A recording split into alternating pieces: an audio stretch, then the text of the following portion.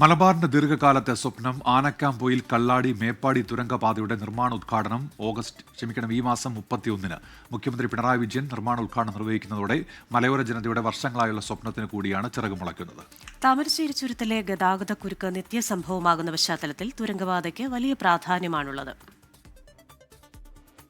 പശ്ചിമഘട്ടത്തിലെ മലമ്പ്രദേശങ്ങളിലൂടെയാണ് തുരങ്കപാത കടന്നുപോകുന്നത്. കോഴിക്കോട്, വയനാട് ജില്ലകളിലെ ആനക്കാംപൊയിൽ, കള്ളാടി, മേപ്പാടി പ്രദേശങ്ങളെ ബന്ധിപ്പിക്കുന്നതിനായി അപ്രോച്ച് പാത ഉൾപ്പെടെ 8.73 കിലോമീറ്റർ നീളമുള്ള 4-വരി തുരങ്കപാതയാണ് നിർദ്ദിഷ്ട പദ്ധതി. വയനാട്ടിൽ മേപ്പാടി, കള്ളാടി, ചൂരൽമല റോഡുമായാണ് തുരങ്കപാതയെ ബന്ധിപ്പിക്കുക. മറിപ്പുഴ, മുത്തപ്പൻപുഴ, ആനക്കാംപൊയിൽ റോഡുമായാണ് കോഴിക്കോട് ജില്ലയിൽ ബന്ധിപ്പിക്കുക. തുരങ്കപാത ആരംഭിക്കുന്ന മറിപ്പുഴയിലേക്ക് മലയോര ഹൈവേയിൽ നിന്നും 10 കിലോമീറ്റർ മാത്രമാണ് ദൂരം. നിർമ്മാണം തുടങ്ങുന്നതിനുള്ള കേന്ദ്ര പരിസ്ഥിതി മന്ത്രാലയത്തിന്റെ അന്തിമ അനുമതി ജൂൺ 18-ന് ലഭിച്ചതോടെയാണ് പ്രധാന കടമ്പകൾ കടന്ന് സംസ്ഥാന സർക്കാർ നിർമ്മാണ പ്രവൃത്തിയിലേക്ക് എത്തുന്നത്. പൊതുമരാമത്ത് വകുപ്പിനാണ് പദ്ധതിയുടെ മേൽനോട്ട ചുമതല.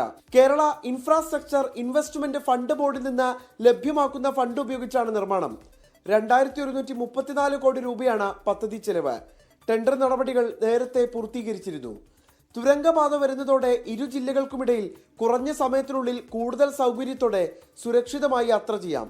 പദ്ധതിയുടെ നിർമ്മാണം ആരംഭിക്കുന്നതോടെ നിർമ്മാണ മേഖലയിൽ തൊഴിലവസരങ്ങൾ സൃഷ്ടിക്കുന്നതിനൊപ്പം പ്രാദേശിക ടൂറിസം സാധ്യതകളും വർദ്ധിക്കും. 24 കോഴിക്കോട്. ലോകത്തെവിടെയായാലും ഏത് സമയത്തും 24 വാർത്തകളും ഓഗ്മെന്റഡ് റിയാലിറ്റി പാക്കേജുകളും എക്സ്പ്ലെയിനറുകളും വിശദമായി കാണാൻ ഞങ്ങളുടെ യൂട്യൂബ് ചാനൽ നിങ്ങൾക്ക് സബ്സ്ക്രൈബ് ചെയ്യാം.